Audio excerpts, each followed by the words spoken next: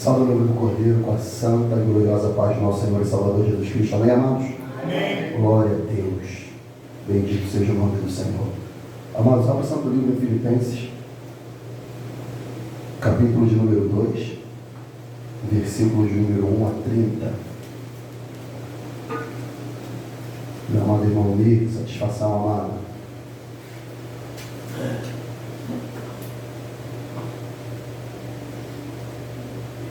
Irmão Gemilson, irmão Vitor, Yara, uma alegria imensa.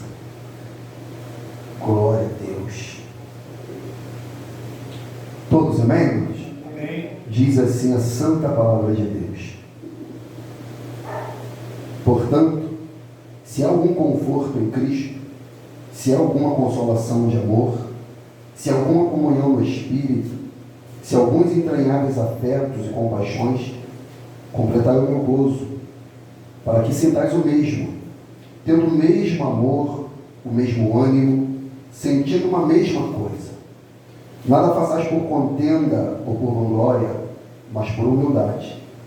Cada um considere os outros superiores a si mesmo. Não atente cada um para o que é propriamente seu, mas cada qual também para o que é dos outros. De sorte que haja em vós o mesmo sentimento que houve também em Cristo Jesus, que sendo em forma de Deus, não teve por usurpação ser igual a Deus, mas aniquilou-se a si mesmo, tomando a forma de servo, fazendo-se semelhante aos homens, e achado na forma de homem, humilhou-se a si mesmo, sendo obediente até a morte e morte de cruz.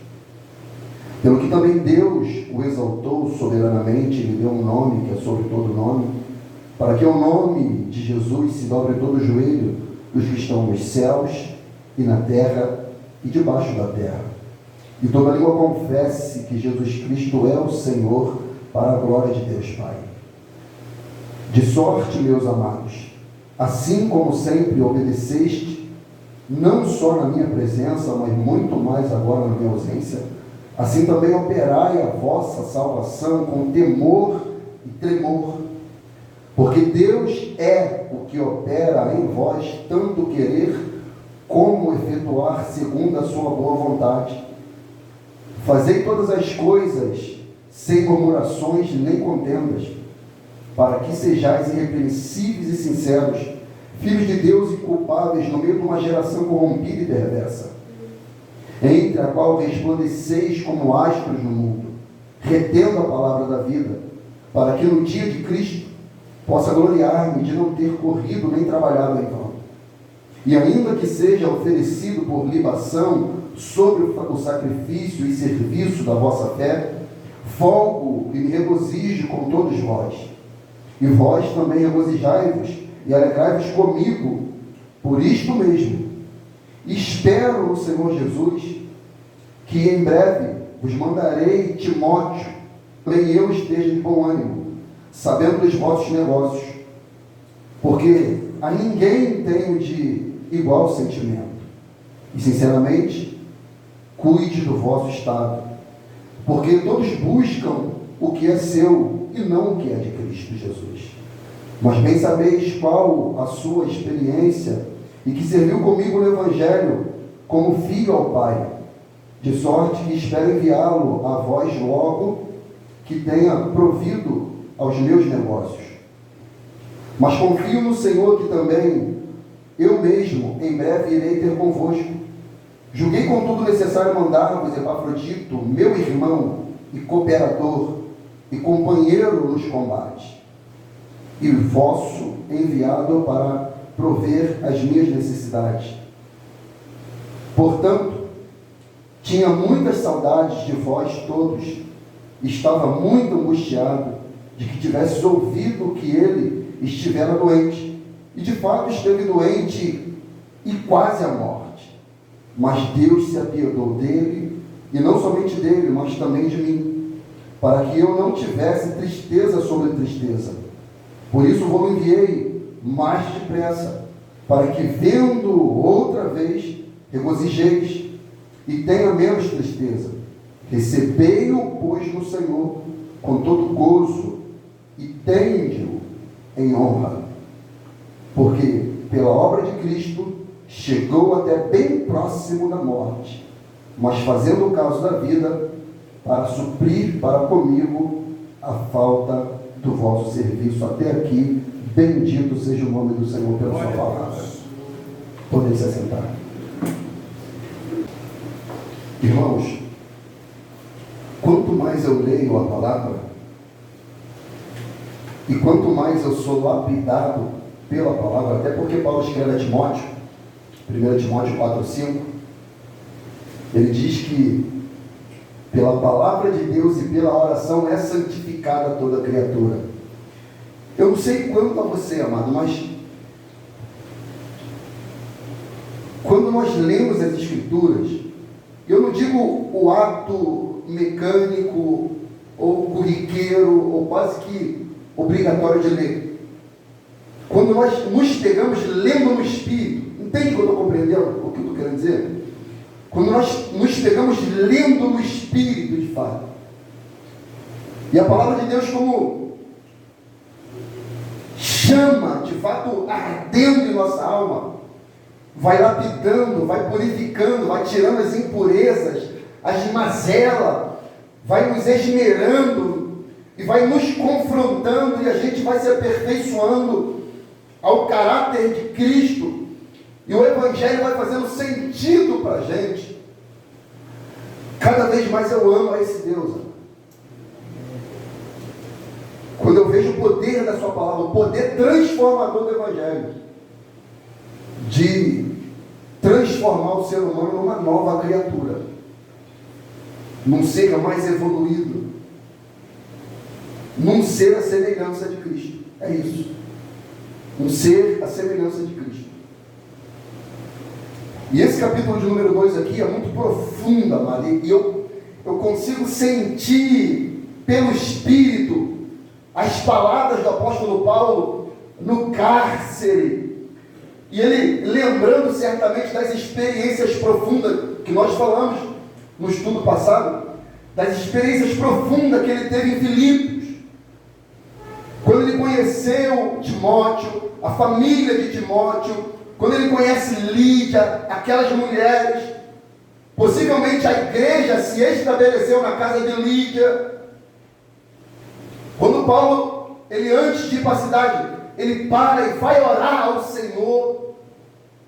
E quando ele entra na cidade, ele tem uma experiência com uma jovem possuída por espírito de Pitom. Ele expulsa aquele demônio daquela menina e vai preso.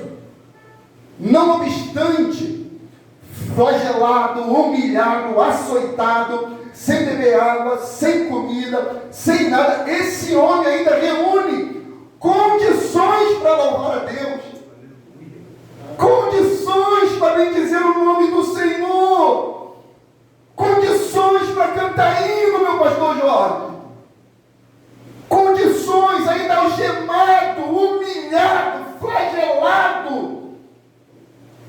Ele e Silas, ele bendizendo o nome de Yahvé, o Deus de Israel, o Deus de Sadraque, Mesaque, Abednego, de Moisés, de Arão, de Josué, dos profetas, de Elias, de Eliseu, de Enoque, Noé, mas também o Deus do apóstolo Paulo. Ele é o nosso Deus, aleluia. A Bíblia diz que Deus envia um terremoto e abala as estruturas do cárcere. Para quê? Para salvar uma alma. Por causa de uma alma. Deus envia terremoto, abalo sísmico, treme a cela, ninguém perece. Paulo permanece. O carcereiro tenta contra a sua própria vida. Paulo diz: não faça tal coisa. O que eu devo fazer? Somente creia no Senhor Jesus Cristo. Irmão, quem pensaria isso? Quem pensaria isso? Não, se coloca na situação. Terremoto, meu amigo. Não estou falando de terremoto. Estou falando da chuva que a gente teve, levou nosso estelhadinho, teve na lagoa, não estou falando disso não. Falando de terremoto, abalo sísmico. Aquela coisa. Os presos todo mundo embora, vamos lá! Aquela coisa da cela, os ferros se retorcendo, tudo escuro. Aí está lá. Paulo vê o carcereiro, o que possivelmente o prendeu, o algemou, o açoitou. Paulo poderia gozar da morte daquele homem, que se mate. Mas um homem cheio do Espírito de Deus, homem cheio da graça de Deus, homem transformado, mudado, ele simplesmente diz: crê no Senhor Jesus Cristo e será salvo tu e a tua casa. Oh, glória! Glória a Deus. Irmãos, isso fala de alguém que tem uma experiência com Deus inabalável. Inabalável. É o exemplo que eu dou. É mais ou menos assim. Alguém chega aqui esbaforido na igreja, transpirando, igual o vosso servo está aqui. Aí você fala: o que aconteceu? Ele diz: acabei de ser atropelado por uma escânia. Eu disse: o quê? Calma aí. Você falou o quê? Acabei de ser atropelado por uma escânia. Mas como que você está intacto? Como que você... Nem sua roupa está rasgada. Como é que você foi atropelado por uma escânia? Eu fui atropelado por uma escânia. Irmãos, é impossível alguém ser atropelado por uma escânia e não ser esfarelado, esmiuçado, moído, ser catado por pá no asfalto. Assim somos nós quando temos um encontro com Cristo. É impossível não haver mudança, é impossível não haver transformação, é impossível não nascer de novo. Glória! É impossível alguém ter um encontro com Cristo na estrada de Damasco, lá na Lagoa, no Saco, na Vila Nova, em qualquer lugar, num bar, num prostíbulo, eu não sei. Mas é impossível alguém ser atropelado pela escânia de Deus e não ser mudado, amado, transformado. Isso aconteceu com o apóstolo Paulo.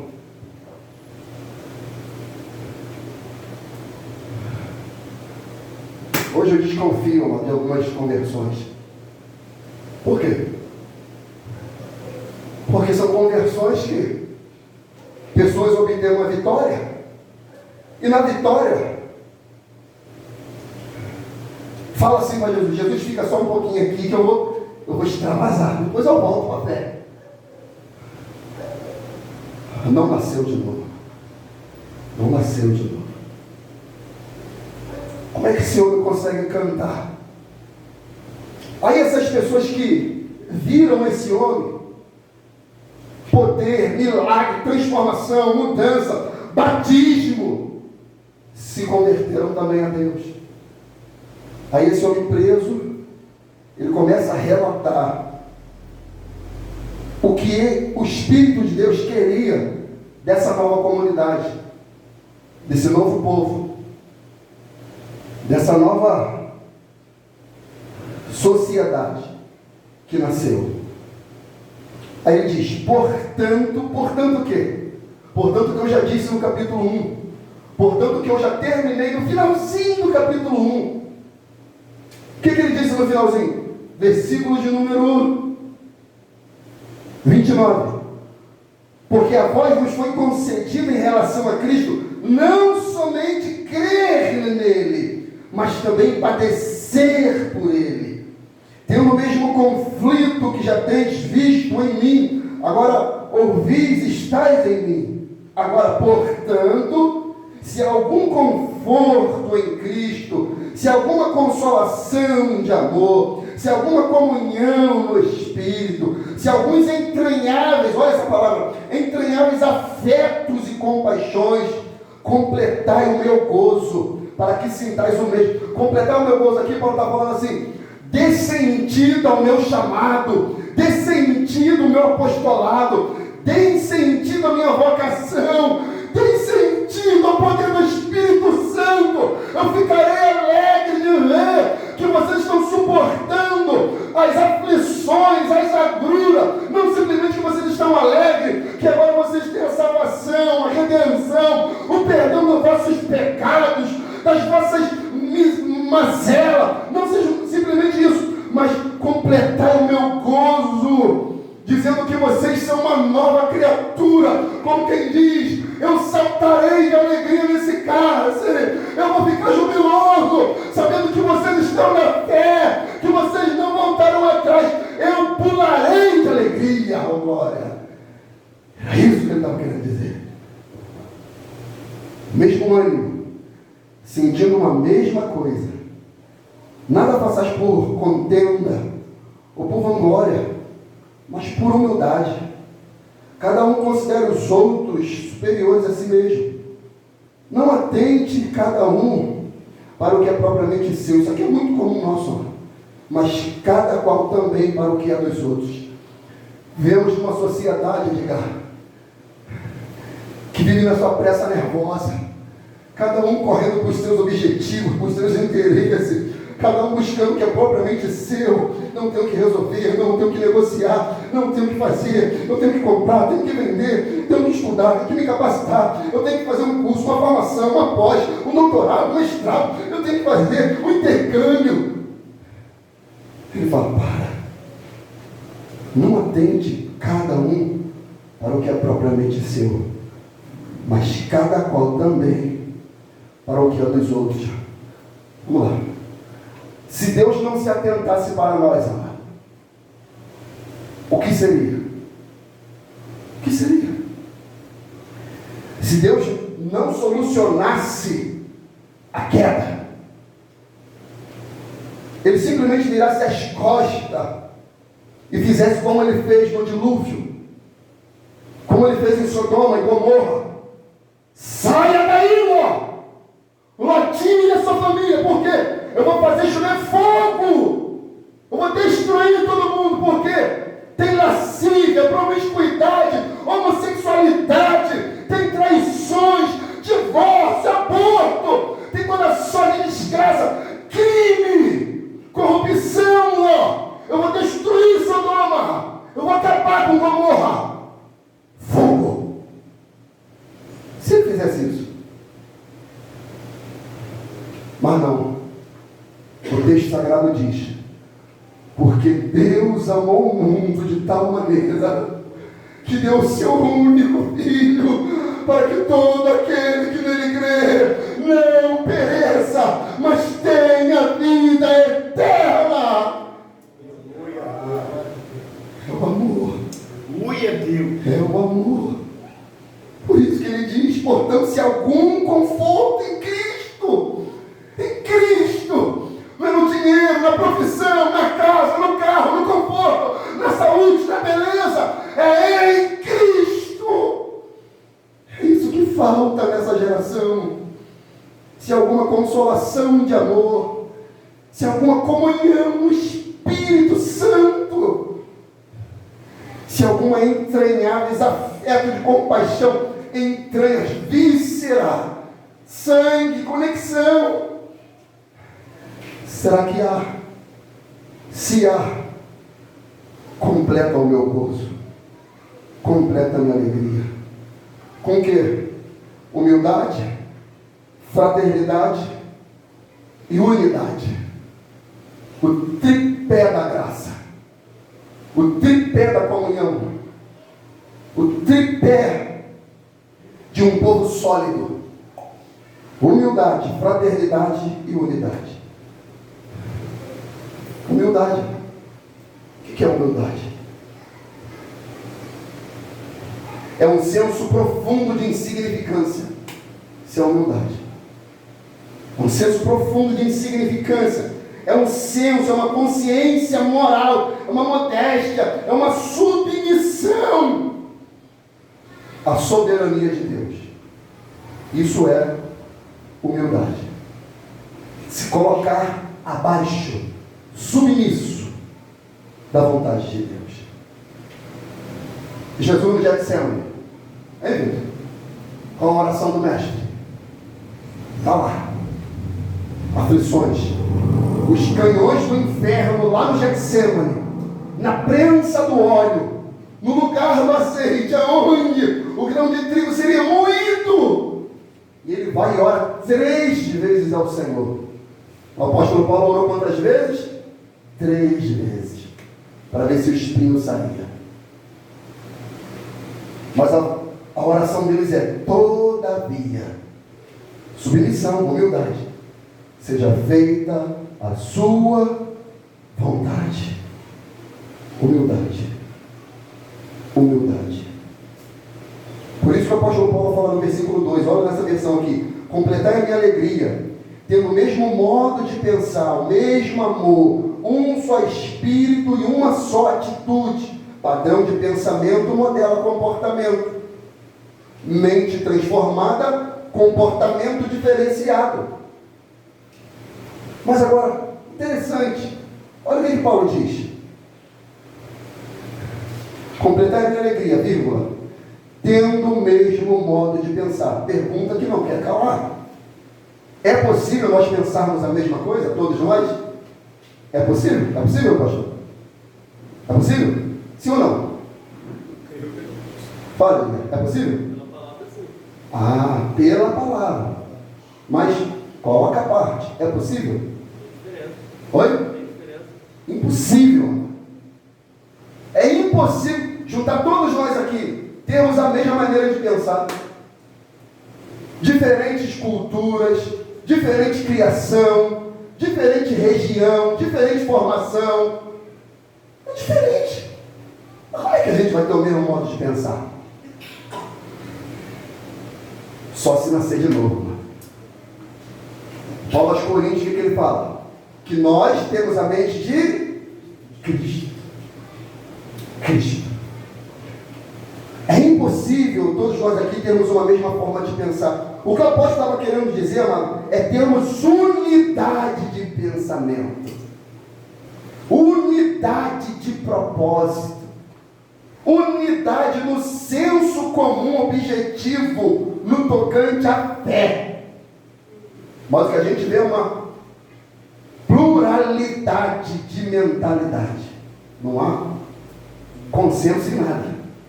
Eu sou batista, eu sou assembleiano, eu sou ICVV, eu sou metodista, eu sou presbiteriana, eu sou congregacional, eu sou católico, eu sou... E todo mundo dizendo que adora a Deus. Mas não há unidade, não há consenso. Parece até que no céu vai ser separado por condomínio. Condomínio da Assembleia de Deus, aí o condomínio da Batista com segurança, todo mundo bonitinho, com fone aqui, lá no céu, ó, fone aqui para comunicar. Ô senhor, tudo bem, pastor? Entendeu? Aí CVV, condomínio da CVV, dos bereanos. Eu sou da igreja cristã da verdade, arrependei-vos. Tudo separado. Divisão, mano. Parece que a fé, Vitor, mais nos divide do que nos une. E não era para ser assim. O que o apóstolo está pedindo quando ele fala o mesmo modo de pensar é termos unidade no pensamento, no que é fundamental a fé salvífica. É isso. E isso se requer humildade. Humildade. Olha o que o texto diz aqui em 1 Coríntios 1,10. Suplico-vos, queridos irmãos, que pelo nome do nosso Senhor Jesus Cristo, que concordeis um com os outros no que falam, a fim de que não haja entre vós divisões. Antes, sejais totalmente unidos, sobre uma mesma disposição mental e no mesmo parecer. É isso que falta. É isso que falta nas comunidades de hoje. Para isso aqui acontecer, é necessária humildade. Igual estava num funeral. Aí o pastor falou: ué, o senhor é pastor? Ele falando para mim. E ele me chamando de senhor, e ele quase 70 anos, e ele me chamando de senhor, chamando de senhor pelo respeito. O senhor é pastor? Eu falei: estou. Ele falou: mas como? Eu sou pastor já há quase 30 anos, nunca te vi. Eu falei: eu também. E eu estou há quase 10 e também nunca te vi. Aí ele: pastor, é isso que eu falo. Ele falando para mim: é isso que eu falo. Nós nós somos muitos, mas não somos um. Nós estamos em todo canto, mas ao mesmo tempo parece que a gente não tem conexão. Aí eu já tentei fazer uma comunhão com os pastores, unir, mas não dá. Por quê? Não, porque eu quero ser o presidente. Se tiver um conselho de pastores, eu quero ser o presidente. Opa, eu sou o vice. E eu sou o tesoureiro, vai ter dinheiro o negócio? Não tem unidade de pensamento. Não tem. Eu disse 3 fundamentos: humildade, fraternidade e depois unidade. Fraternidade. Olha o que Paulo pede para eles. Eles são gentios, amado. Eles são gentios. Os filipenses eram gentios. Uma sociedade greco-romana. Pessoal da filosofia, do pensamento. É uma sociedade semelhante à nossa, que todo mundo estuda, tem conhecimento, meio acadêmico, todo mundo na correria, nas suas profissões. Aí Paulo vem e fala: olha só, eu quero humildade para vocês. Agora imagina isso com um grego. Quero que você seja humilde. Que? Onde que você vem, rapaz?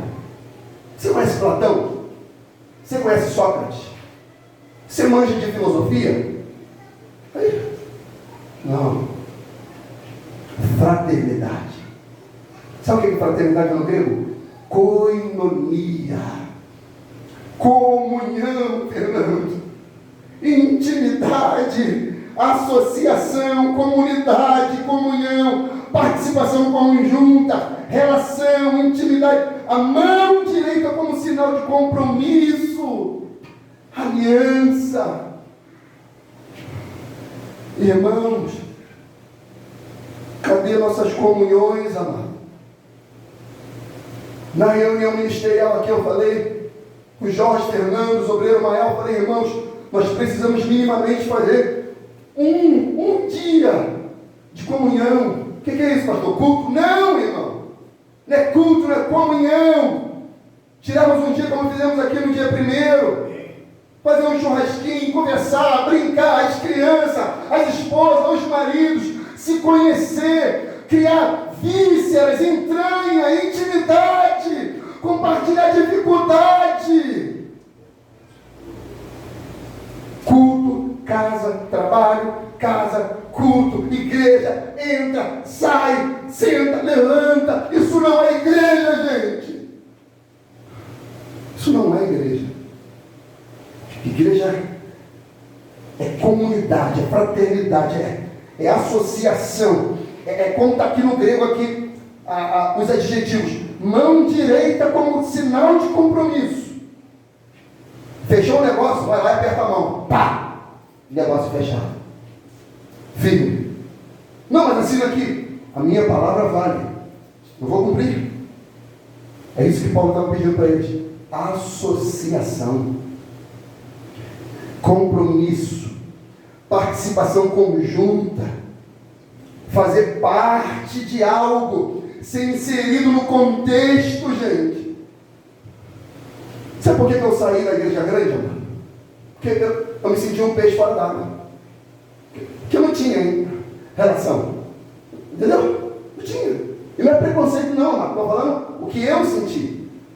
Todo mundo tem que estar com carro novo. Né? Carro novo, bonitão, tem trajadinho. Aí chega, tem lá um ombreiro para te receber. Ele estaciona seu carro, você entra, sai, culto, clima. Isso não é igreja. Isso não é igreja. Isso não é igreja. Pode ser uma faceta da, mas não é igreja. Isso não é comunhão. Isso não é fraternidade. Isso não é koinonia. Isso não é. Não é isso que a Bíblia ensina. Não é isso. Koinonia é Atos capítulo 2. Aquilo ali é koinonia. Comunhão é isso aqui. Bíblia. Relação, gente. Atos capítulo 2, alguém por favor me ajude. 42 ou qual? 42. Na mão da brasa. E perseveravam na doutrina dos apóstolos e na comunhão. Opa! E no partir do pão. Opa! E nas orações. em cada alma havia temor, e muitas maravilhas e sinais se faziam pelos apóstolos. Peraí, meu pastor. Olha aqui a receita para os milagres, para a visitação do Espírito Santo, para Deus estar no meio do povo. Olha aqui, irmãos. Eles perseveravam no quê?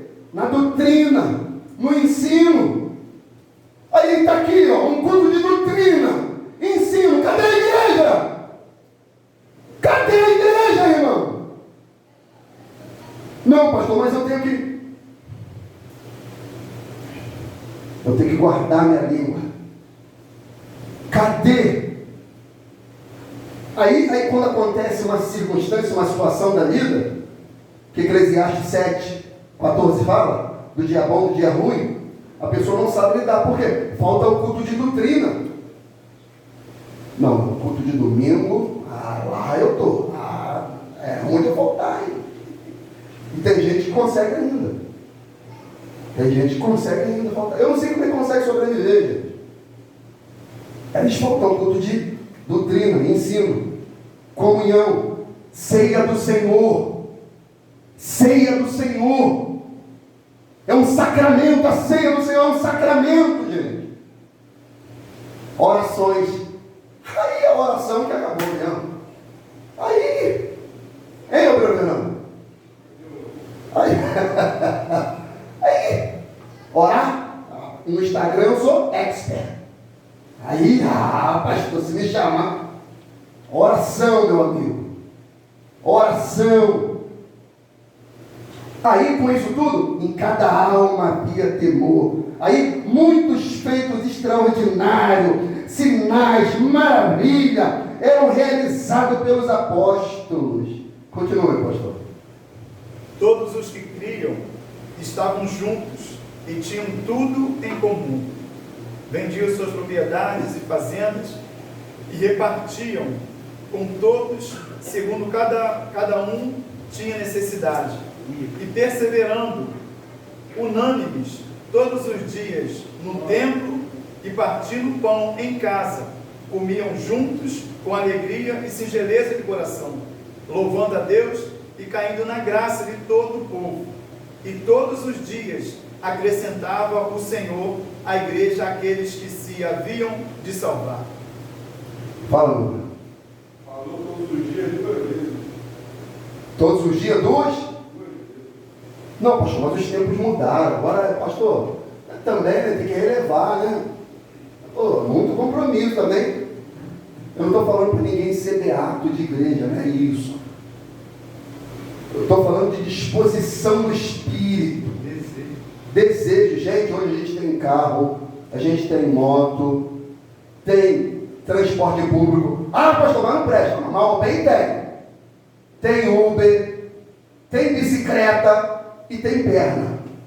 Outra coisa, pastor, aí mostra que eles se reuniam todos os dias, era um imenso prazer de estar adorando o Senhor, lendo, orando, buscando o Senhor. Exatamente. E é interessante, assim, quando fala que cada dia o Senhor ia acrescentando mais aqueles que o Senhor iria salvar ainda. Eu penso dessa maneira. Imagina a gente que está numa comunhão, aí você pega um parente que não é um amigo, hoje vai ter uma comunhão lá na minha igreja, chama ele para ir também. A pessoa começa a viver também aquilo, observar aquelas coisas também, e fala, não, quero esse negócio aí para mim. Aí por isso fala que vai acrescentando aqueles que o Senhor queria salvar. Eu creio que fosse dessa maneira. Exatamente. A Bíblia diz que eles caíram na graça do povo, gente. Era tão bom, prazer, era tão... A comunidade, a sociedade olhava, não, peraí, não, tem algum negócio acontecendo ali naquela garagem. Tem um furdunço diferenciado ali. Eles brincam, churrasquinho, ninguém dá soco em ninguém xinga, todo mundo rindo. O respeito. Meu Deus do céu, o que é isso, gente? O que é? Fraternidade. Comunhão. Marca dia 17 lá na casa do Rodolfo. Vai ter em nome de Jesus, amor. Mael fez aqui dia primeiro, pastor, na minha casa já sabe, né? Volte e meia aqui. Eu falei, calma, tem culto, aqui tem tudo. Na comunhão também. Comunhão, gente. Comunhão. Isso é maravilhoso. Fala. Uma coisa que a gente tem observado nesses últimos tempos, se vendo, eu não estou falando particularidade daqui da igreja, eu falo no contexto geral. As pessoas muitas vezes lendo um texto como esse 42 aqui de Atos aqui, para muitos que estão dentro da igreja do Senhor, isso parece uma utopia. Utopia, é impossível de acontecer isso aí. Impossível de acontecer. Ah não, isso aqui foi lá atrás, no passado. Lá acontecia, agora hoje não tem como mais não. E de pessoas que eu falo de ímpio não. Não. De pessoas que estão dentro da igreja. E pelo fato de falar que não dá, realmente não dá. Aí não vai acontecer. Realmente não aconteceu, homem. Porque a disposição do espírito, da alma, lembra que eu comecei falando do apóstolo Paulo? Isso vem de dentro, gente. Lembra de Jesus, como é que ele era, mano? Tem um peixezinho frito aí? Assado? Mestre, um peixe frito. A gente, sentado à mesa. O tempo todo, mestre querido. Foi resgatar Pedro. Ele chega na praia. Cadê o peixe? Ele chega na beira da praia. Cadê o peixe assado? Tem comunhão. Comiam juntos, com alegria e singeleza de coração. Aí fecha o elo do cadeado. Unidade. Unidade. Unidade é unanimidade de consentimento. Sermos um só, inseparáveis. Glória a Deus. Inseparáveis. Por isso que Paulo não está aqui, mas veio meu espírito agora. Por isso que Paulo escreve aos Romanos, capítulo de número 8. Olha o que Paulo diz aqui, ó. Romanos 8. O hino da vitória do apóstolo Paulo, ele diz, ó. Porque estou bem certo que nem a morte, nem a vida, nem os anjos, nem os principados, nem potestade, nem o presente, nem o porvir, nem a altura, nem profundidade, nem alguma outra criatura nos poderá nos separar do amor de Deus que está em Cristo Jesus, nosso Senhor. Se estamos na unidade do Espírito Santo, nós somos inseparáveis, amados. Glória a Deus. Inseparáveis. Unidade. Uma só coisa. Esse era o desejo de Jesus, amado. Esse, Jesus, era o desejo de Jesus para a sua igreja. Era exatamente isso. Unidade. Para isso, tem que ter humildade, comunhão e unidade. Alguém lê para mim João 17, 20 em diante, por favor. No conceito unidade.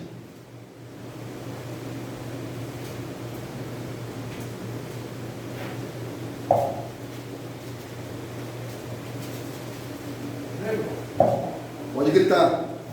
Eu não rogo somente por eles, mas também por aqueles que pela sua palavra vão crer em mim. Opa, isso daí serve para a gente, sim ou não? Por estes, ou seja, os discípulos, os apóstolos, estavam ali. Mas ele lá, ó, na onisciência dele, apontando para onde? Para Piedade, para Vila Nova, para Barbuda, para Lagoa, Jardim Esmeralda. Olhando a gente, continua. Para que todos sejam um, como tu, ó Pai, és em mim, e eu em ti, e também eles sejam um em nós, para que o mundo creia que tu me enviaste. Opa, para que o mundo... Me enviaste. Lá em Atos 2, o que acontecia? Eles caíam na graça do... Mas para isso tem que estar o quê? Ó? Unido. Continua. E eu dei-lhe a glória para que a mim me deste, para que sejam um, como nós somos um. 3. Eu neles, tu em mim, para que eles sejam perfeitos, em unidade, e para que o mundo conheça que tu me enviaste a mim, e que tens amado a eles como me tens amado a mim. Amém. Olha isso aqui, ó. E eu neles, tu em mim, para que eles sejam perfeitos em unidade. Perfeitos. Pergunta se fazer. Estamos nesse nível? Não estamos, amados. Não estamos. Perfeitos em unidade, para que o mundo conheça que tu me enviaste a mim, e que tens amado a eles como tens amado a mim.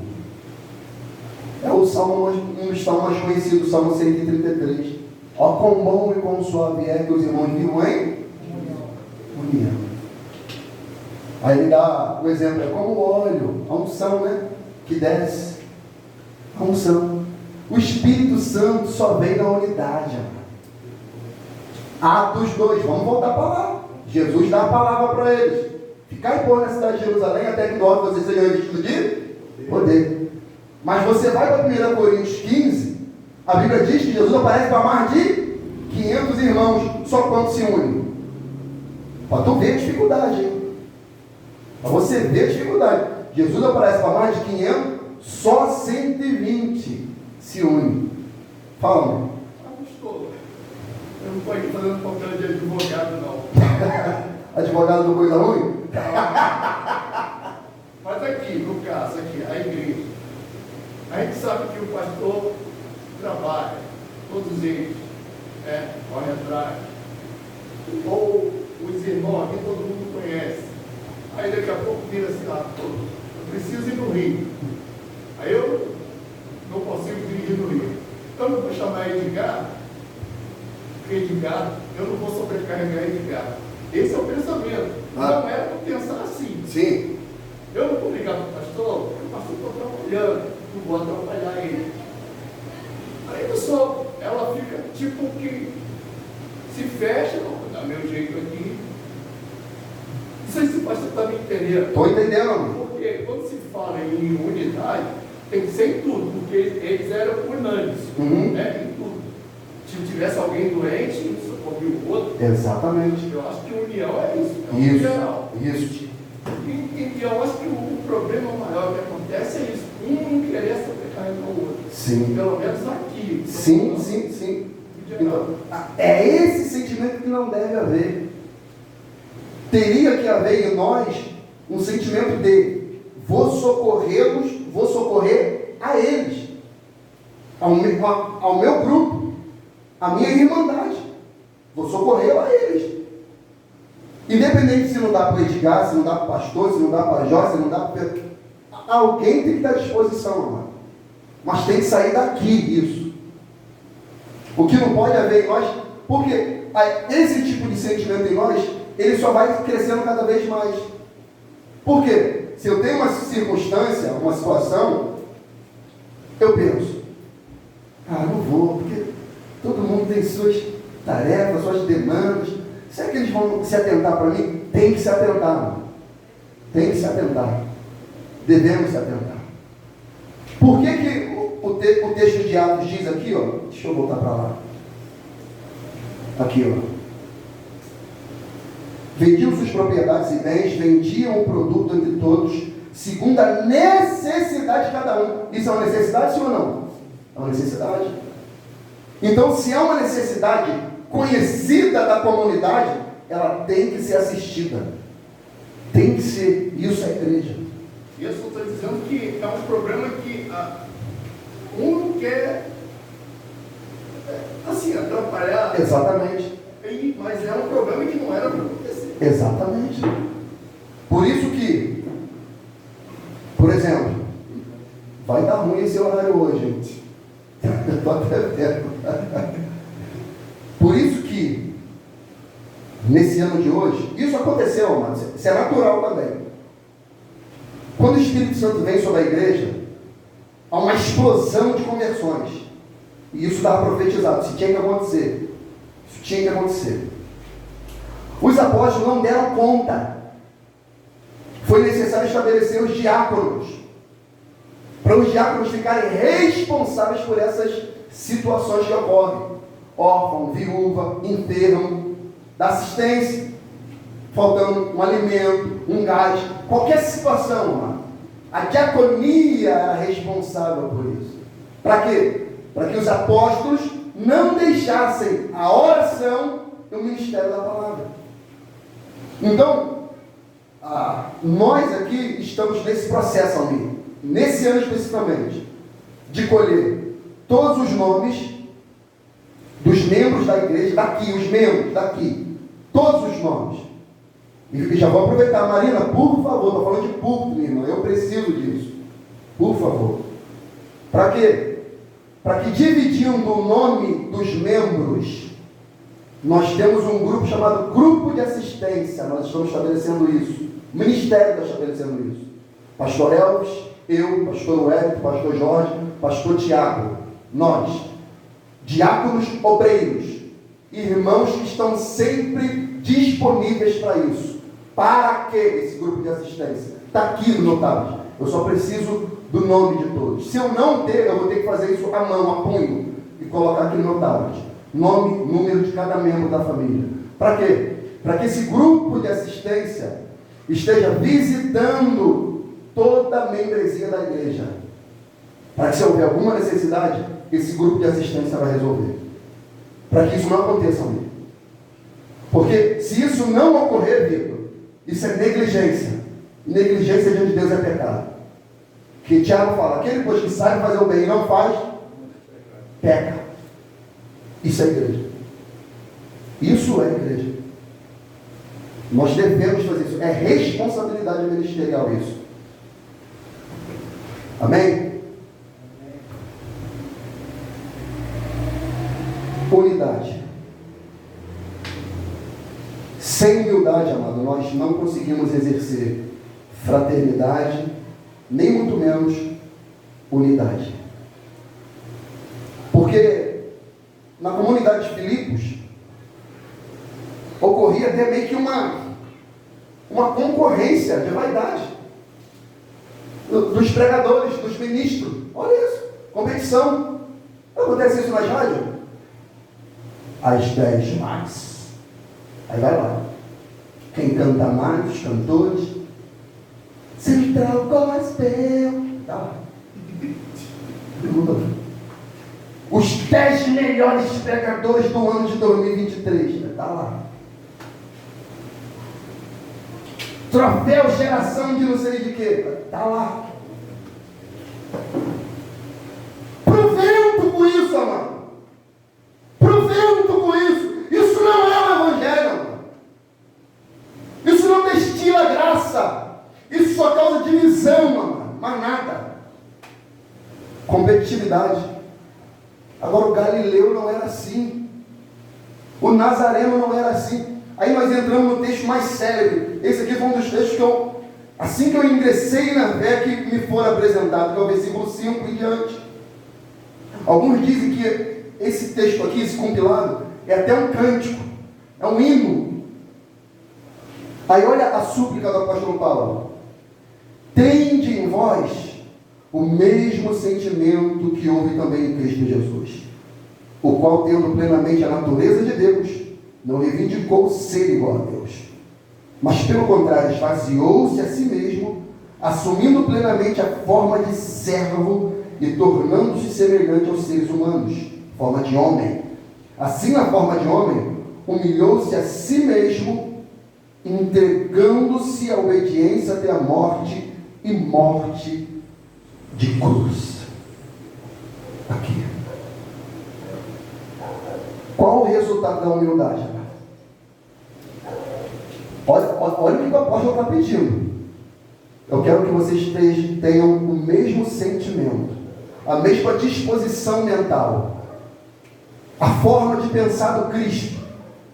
Que Ele, olha o exemplo que ele coloca, Ele, o Cristo, o Redentor, o Criador, o que João diz que Ele era Deus, estava com Deus, Ele sendo assim, aniquilou-se a si mesmo, tomando a forma de homem, servo, e sendo obediente até a morte e morte de cruz. A humildade é o quê? A morte do nosso próprio eu, amado. Isso é a humildade. Não é o que eu acho, que eu penso, que eu sei, e que pá, que se não for assim, eu pego, saio, abandono, largo. Não nasceu de novo. Não é submissa ao Espírito Santo. não entendeu o que é o Evangelho, não entendeu a cruz. A gente está cheio de gente, sabe de quê, Jorge? Pessoas com razão. As pessoas querem ter razão, Luiz. Querem ter certeza. Querem ser detentores da verdade absoluta. Cristo, amado, foi obediente até a morte, e morte de cruz. Lembra do início da carta de Paulo aos Filipenses? Lembra? Como é que ele começou escrevendo para eles? Entra aí, capítulo 1. Servos de Jesus Cristo. Como é que está escrito? Paulo e Timóteo, servos de Jesus Cristo. Ah, servos de Jesus. Jesus Cristo. Se Jesus foi servo, Paulo foi servo, Timóteo foi servo, por que a gente quer ser rei? Oi? Por que, meu amigo? Paulo escreveu mais de 70% do Novo Testamento. Cristo, fundador da igreja. Timóteo, todos eles servem. Só a nossa geração que quer ser rei. Cadê o Evangelho nisso? Cadê? Não vai ter exaltação. Sabe o que é exaltação? Glorificação. O resultado de Cristo se submeter a Deus, ser obediente a Deus, o versículo 9 continua. Por isso que Cristo foi submisso, por isso que Cristo foi obediente, por isso que Cristo se esvaziou, se fez servo. Deus também o exaltou soberanamente, às mais elevadas posições. Ele deu um nome que está acima de qualquer outro nome, para que ao nome de Jesus se dobre todo o joelho dos que estão nos céus e na terra e debaixo da terra, e toda língua confesse, ó glória, que Jesus Cristo é o Senhor, para a glória de Deus o Pai. Ele é digno de adoração. Aleluia. Aleluia, Pai.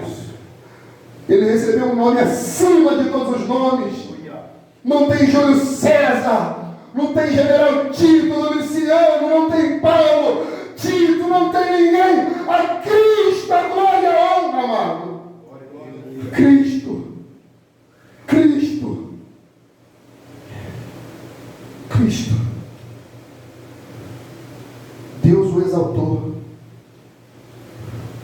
Por isso que a Bíblia diz: Deus abate o soberbo, mas faz o que com o humilde?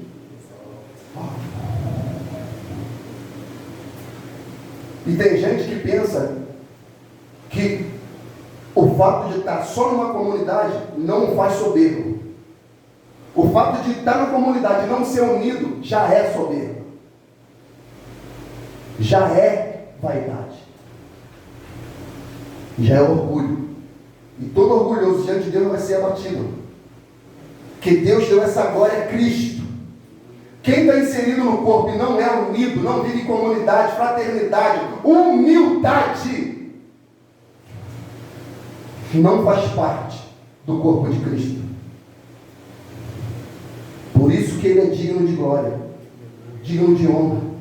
Por isso que Pedro disse em Atos 4,12: portanto, em nenhum outro nome há salvação dada entre os homens, através do nome de Jesus, através do nome de Jesus. Nenhum outro nome é dado entre os homens, pelo qual nós devamos de ser salvos. Aí foi o que eu falei na fala passada. Se não, vejamos o versículo 10 e 11. Olha aqui o texto.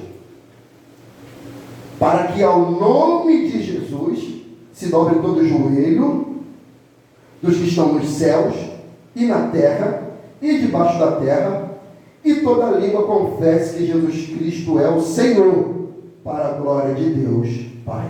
Só isso aqui a gente poderia ficar 5 horas. Só nisso aqui. Eu falei, mas eu não tinha pesquisado, mas eu tinha consciência disso.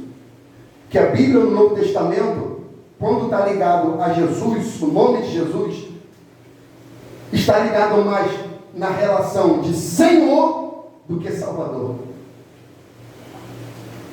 Aí pesquisando, eu vi que a palavra Senhor no Novo Testamento aparece 650 vezes. 650 vezes a palavra Senhor no Novo Testamento, relacionada a Jesus.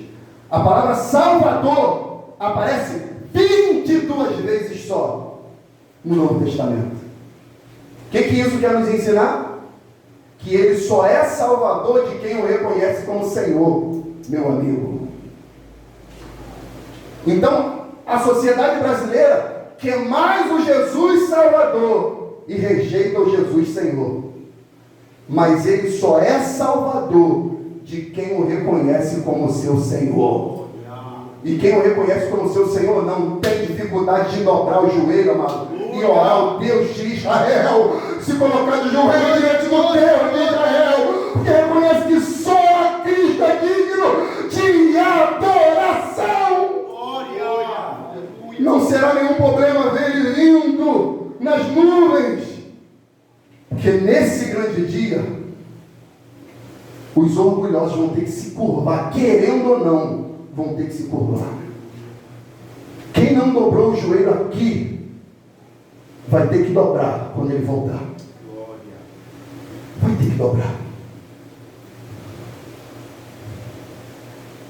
Querem só o Salvador. 22 vezes, como é que pode isso, gente? Como é que pode isso, irmão? Só 22 vezes no Novo Testamento. Mateus, Marcos, Lucas, João, Atos, Romanos, 1 Coríntios, 2 Coríntios, Gálatas, Efésios, Filipenses, 1 Timóteo, 2 Timóteo, 1 Tessalonicenses, 2 Tessalonicenses. Como é que pode isso? Tito, Tiago, Hebreus, 1 Pedro, 2 Pedro, 1 João, 2 João, 3 João, Judas, Apocalipse. Só 22 vezes aparece a palavra Salvador. Está dando ênfase no que tem que ser reconhecido. Exatamente. Tem muita gente que usa essa palavra, tipo, os humilhados serão exaltados, para associar isso a bem material, a assim, parecer um bom pregador, né? Eu já li essa palavra, já me peguei pensando, então você exaltar de quê aqui, cara? A gente merece porcaria. Não, utiliza-se às vezes na conotação também, tipo assim, você vai ver. Eu estou sendo humilhado agora, mas você vai ver. Babando sangue aqui, ó. Destilando veneno aqui no canto. Você vai ver. Quem me viu passar na prova.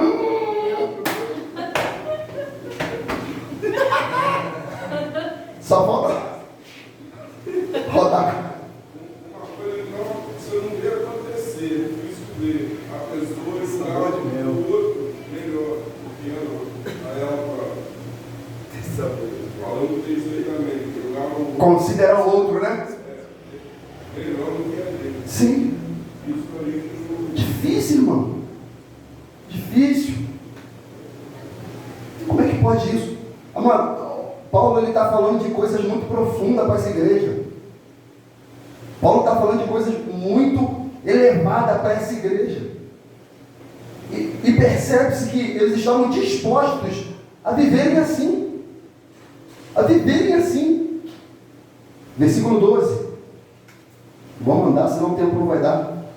Sendo assim, meus amados, como sempre obedecestes, olha, não somente na minha presença, porém muito mais agora na minha ausência, colocai em prática a vossa salvação com reverência e temor a Deus. Pois é Deus quem produz em vós tanto querer como realizar, de acordo com a sua boa vontade. Fazei tudo sem murmurações nem contendas, para que vos torneis puros e irrepreensíveis, filhos de Deus, inculpáveis, vivendo em um mundo corrompido e perverso, no qual resplandeceis como grandes astros no universo, retendo firmemente a palavra da vida, para que no dia de Cristo eu tenha motivo de me gloriar no fato de que não fui inútil que corri e trabalhei.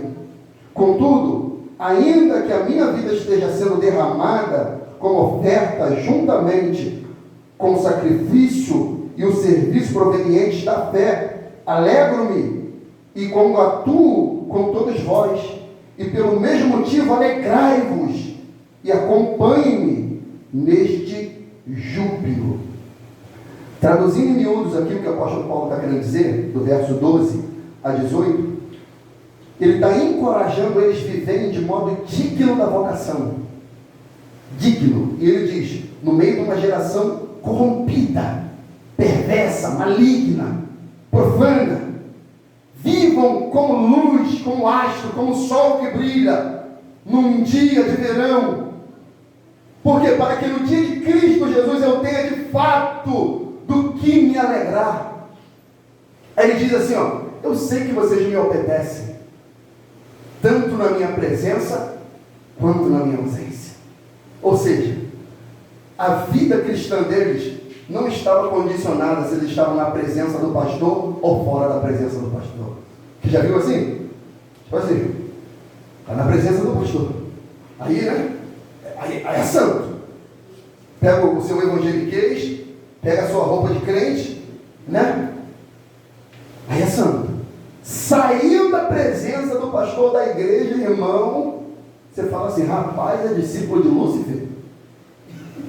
Não é possível, cara. Parece com Lúcifer. Parece com aquela legião que estava com aquele cara lá. Como é que pode, irmão? Olha o que Paulo diz deles. Sendo assim, meus amados, como sempre obedeceis, não somente na minha presença, mas também na minha ausência. Lembra? Paulo ficou 10 anos sem visitar aquela igreja. 10 anos. Mas a ausência do apóstolo Paulo não fez com que eles mudassem aquilo que Cristo já tinha operado dentro deles. Porque se ele fala para não viver murmurando nem contenda, significa que tinha gente que vivia assim. O espírito de insatisfação, sempre reclamando, sempre murmurando, nada está bom, reclama do marido, reclama da mulher, reclama dos filhos, do governo, do dinheiro, da luz, do escuro, de tudo, de anjo, demônio, tudo, sempre murmuração. Aí Paulo, fazer todas as coisas sem murmuração e nem contenda. O povo que saiu do Egito, por que morreu lá? Por que eles morreram lá no deserto? Por causa de quê? Irmãos, murmuração é terrível. Muita gente vai ficar fora do céu por causa de murmuração. Aquele tipo de gente que reclama de tudo. Rapaz, tinha um colega meu, estudava comigo no CIEP aqui, acho que no primeiro ano, sei lá. Pensa num cabra negativo, meu amigo. Quando eu parava, eu falei, parei perto. Parava perto dele, alguém vai morrer. Eu falei, tomara que não seja. Não tem aquele filme Premonição? É o espírito dele. Premonição. A pedra vai cair, um míssil, uma bala perdida, uma doença grave. Pô, tu só fala coisa ruim, cara. Pelo amor de Deus, fala alguma coisa boa, rapaz. Não consegue. Sempre murmurando. Ei, Jesus, nada tá bom. Nunca tem vitória. Só derrota, derrota, derrota, derrota, derrota. Derrota, derrota, derrota. Tristeza, tristeza, tristeza. Deus, né? Eu falei, meu Deus. Eu não sou assim não, gente. Paulo está torando. Mas ó, às vezes a carimbaça um pouquinho, mas murmurar, jamais, irmão. Murmurar, depois de ser encontrado pelo Galileu, murmurar, a maravilha, irmão. Então Paulo chama eles para viver uma vida que glorifique o nome do Senhor. Aí ele diz, pois Deus é quem opera, produz em vós tanto querer como realizar, de acordo com a sua vontade. É o querer de Deus, é a vontade de Deus, que a gente viva dessa maneira. Aí o segredo está aqui, ó, versículo 16, ó. Retendo firmemente a palavra da vida. Retendo. Como? Como é que é reter? Frouxo ou firme? Firme. firme, meu Deus. A palavra grega aqui empregada é tipo assim, ó. Como é que eu vou ilustrar isso? Está vindo um tornado, lá dos Estados Unidos, aquela coisa toda, está vindo lá. Você pega aquelas cordas de navio, você amarra em você, forte, faz aquele nó naval, e se agarra firmemente a uma coluna, e você fica ali, e está vindo um tornado, mas você está agarrado ali, está vindo um tornado, está soprando, querendo te levar, mas você resiste o tornado, e ele passa. Assim que Deus quer que a gente retenha a palavra dessa maneira. Passe o vento que passar, mas permanece firme em Deus. Mateus 7, 24. A gente estava falando, Alberto, ok? Antes do culto. Mateus 7, 24. A casa firmada na rocha e a outra na areia. Correu os ventos, chuva, tempestade, correu o rio e ela não caiu, porque estava firmada na rocha. E eu entro no 19 até o final.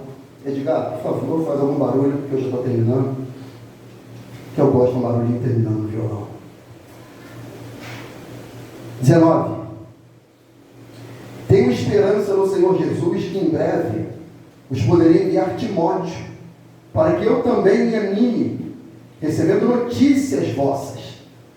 Pois não tem ninguém que tenha esse mesmo sentimento, que sinceramente zele pelo vosso bem-estar. Porquanto todos procuram cuidar apenas dos seus próprios interesses. Está vendo aí, amigo? Seus próprios interesses. E não se dedicam ao que é de Cristo Jesus. Entretanto, sabeis vós que Timóteo foi aprovado, porque serviu comigo na ministração do Evangelho, como um filho cooperando com seu pai. Portanto, é ele quem espero vos enviar. Então logo tenho certeza sobre a minha situação, tendo fé no Senhor, que em breve também eu poderei ir ter convosco. Mesmo assim, creio que será necessário enviar-vos de volta para Epafrodito, meu querido irmão, auxiliador e companheiro de lutas, mensageiro a quem enviaste para me ajudar nas minhas necessidades, pois ele tem saudade de vós, de todos vós, e sente angustiado por saber que ele havia adoecido. De fato, ele esteve gravemente enfermo, à beira da morte, mas Deus se compadeceu dele, e não apenas dele, mas igualmente no meu coração, para que eu não fosse afligido por tristeza sobre tristeza. Por isso, o enviarei a vós com mais urgência, a fim de que possais vos alegrar ao vê-lo novamente, e com isso eu sinta menos tristeza. Recebei-o, portanto, no Senhor com grande alegria, e sempre honrai pessoas como ele, porquanto ele chegou às portas da morte, por amor à causa de Cristo, arriscando a própria vida para suprir a cooperação que vós não pudeste me conceder até aqui. Olha o que Paulo está relatando aqui. Foi o que ele me falou. Paulo ele tinha esperança de sair da cadeia e visitar os filipenses. Mas ele falou assim: de repente eu morro, eu vou enviar Timóteo. Timóteo ele é como um filho que trabalha com o pai. Antigamente era assim, né? Os filhos queriam seguir a profissão dos pais. Hoje já não tanto. Mas antigamente era assim. Paulo falou: vou enviar Timóteo. Eu vou enviar de volta também para Epafrodito. Vocês enviaram ele a mim, que ele trouxe os donativos, os recursos, para suprir a minha necessidade na cadeia. Mas ele adoeceu, ele ficou doente, enfermo. Aí a gente aprende outra coisa. O quê? O apóstolo Paulo não curava pessoas, não? Por que ele não curou Epafrodito? Ele diz que Deus que teve misericórdia dele, Deus que teve piedade dele. E eu falei aqui também na última oportunidade, Se um cristão ficar doente, amado, é soberania de Deus também. Se ele quiser curar, ele cura e ele é Deus. E se ele não quiser curar, ele não cura e ele permanece sendo Deus, amado. Mas note que Epafrodito, ele não media esforços. Paulo diz que ele chegou à beira da morte pela causa de Cristo. Pela causa de Cristo. Epafrodito, ele tinha o espírito de se doar como seu Senhor se doou, se necessário for com a própria vida. Algumas curiosidades acerca de Timóteo. Paulo diz: servo do Senhor. Lá no capítulo 1, versículo 1. Timóteo, servo do Senhor. Ou seja, alguém disponível a servir. Aqui no capítulo 2, versículo 19, diz que ele é alegre de espírito.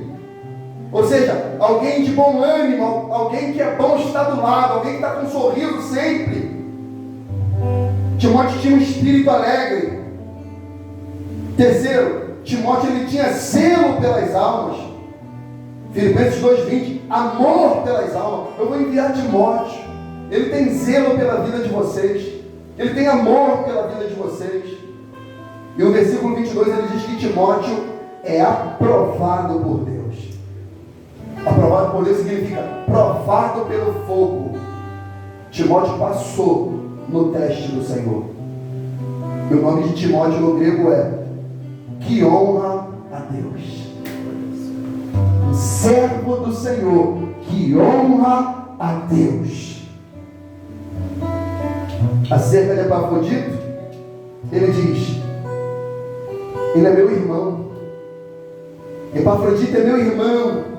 Ou seja, eu sei que ele nasceu de novo, eu sei que ele tem uma experiência com o Espírito Santo, eu sei que ele é alguém nascido do mesmo Pai, ele nasceu de Deus, ele nasceu do Espírito. O que ele diz mais acerca de Epafrodito? Companheiro de trabalho, Filipenses 2:25, compartilhava o mesmo ministério. Se Paulo não podia visitar, Epafrodito ia. Se Paulo não podia dar assistência, Epafrodito dava. Disponível. Mas o que Epafrodito era? Companheiro de luta. Compartilhava as mesmas lutas do apóstolo Paulo. Ficou com ele também no cárcere, na luta, na adversidade. O que Paulo também fala de Epafrodito? Mensageiro, um portador da palavra. Portador da palavra. Aquele que carregava a palavra. E o nome Epafrodito no grego significa gracioso, cheio de graça, cheio do poder do Espírito Santo. Amado, o meu desejo é que a gente possa pegar tudo isso, amado, e vivermos isso até Jesus voltar. Até Jesus voltar. Sermos servos aprovados, disponíveis, fraternos, unidos, humildes, que possamos glorificar o nome santo do Senhor. Amém, amado? Fiquemos de pé em nome de Jesus.